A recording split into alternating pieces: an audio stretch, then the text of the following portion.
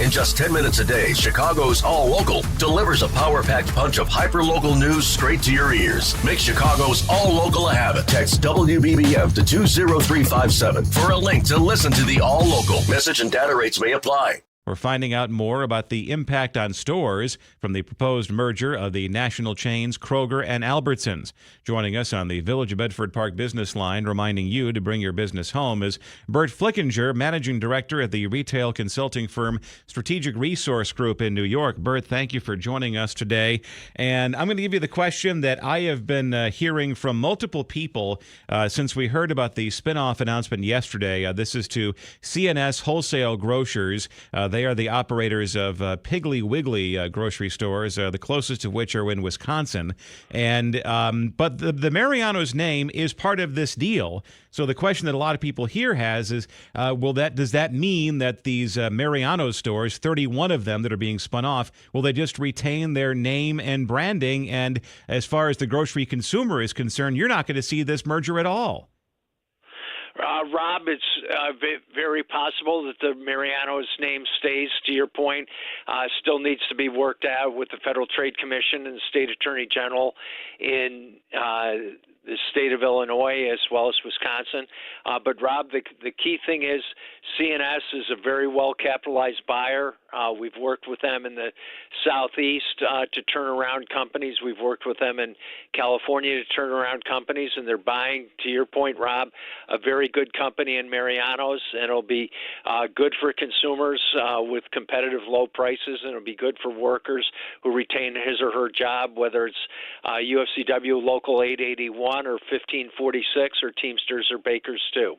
And you're outlining some of the opposition to this merger because you have some state governments. You also have labor unions that are opposing this deal, saying this is just more concentration in the grocery space that will lead to higher prices for consumers. But from the Kroger and Albertsons point of view, they're looking at it as our competition is Costco, our competition is Amazon, the competition is Walmart and Target, and that it's not the old days anymore. It's not the old days of Jewel competing against Dominick's. Rob, you're completely correct. It's Costco, it's Aldi, it's Amazon, it's Walmart, it's Target too. And Rob, just look at the nearby suburb to WBBM of Naperville, a town of 150,000 people, 2 Costcos, both of which in meat alone do $500,000 to $1 million per week per Costco in meat sales. That's staggering, record-breaking both in the state, the country, and worldwide. So you're right, Rob. The competition's the wholesale clubs, the super centers, and the extreme value food retailers like Aldi and Trader Joe's, which was co-founded by my great uncle. But there's plenty of competition, and it's good for Chicago, it's good for Illinois, it's good for Milwaukee, and it's good across America. And if we're going to game out the landscape when this is all said and done, does this mean that the Mariano stores that are not included in the sale to C&S Wholesale Grocers, does that mean they will become Jewel food stores when all is said and done? And and obviously the Jewels that are being sold, they will have a new name when if this merger is completed. Jewel, yes, Rob, and from our work in California, it's quite conceivable that Kroger and C&S could maintain the Mariano's name. For example, in Food for Less in California, C&S has the license to Food for Less and is quite successful working with independently owned and operated Food for Less stores.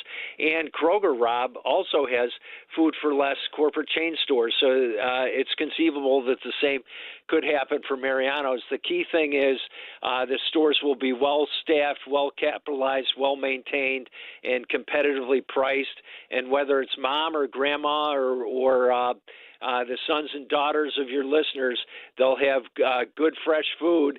And, Rob, the key thing is that the city and the state have subsidized Walmart, the wealthiest family in the country, $77 million to build stores only to close them, something similar to Amazon. Kroger, C&S, Albertsons, they buy stores, keep them open.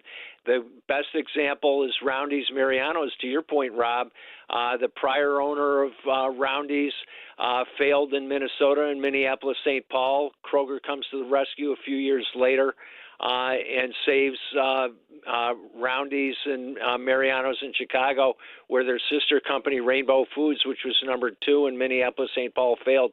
So this is all good for Chicago and very welcome news for consumers, especially with 65% living paycheck to paycheck, and Kroger and C&S lowering prices consistently year over year. Burt Flickinger, Managing Director, Retail Consulting Firm Strategic Resource Group in New York.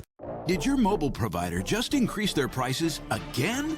Switch to Spectrum Mobile, the nation's fastest growing mobile provider. With Spectrum Mobile, you get unlimited talk, text, and data, plus nationwide 5G. Switching to Spectrum Mobile has never been easier. We'll pay off your phone balance up to $2,500. Stop dealing with price hikes from your cell phone company. Get Spectrum Mobile. Visit spectrum.com/it-pays-to-switch for full details. Offer subject to change. Service not available in all areas. Restrictions apply.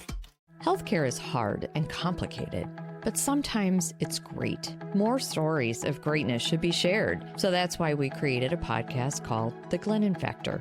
The Glennon Factor is something we talk about at Cardinal Glennon Children's Hospital. It's a noun, adjective, and adverb behind the care. It's not just the way the care is delivered, it's the way it's felt. I'm Laura. And I'm David. Join us as we share these incredible stories on The Glennon Factor, wherever you get your podcasts.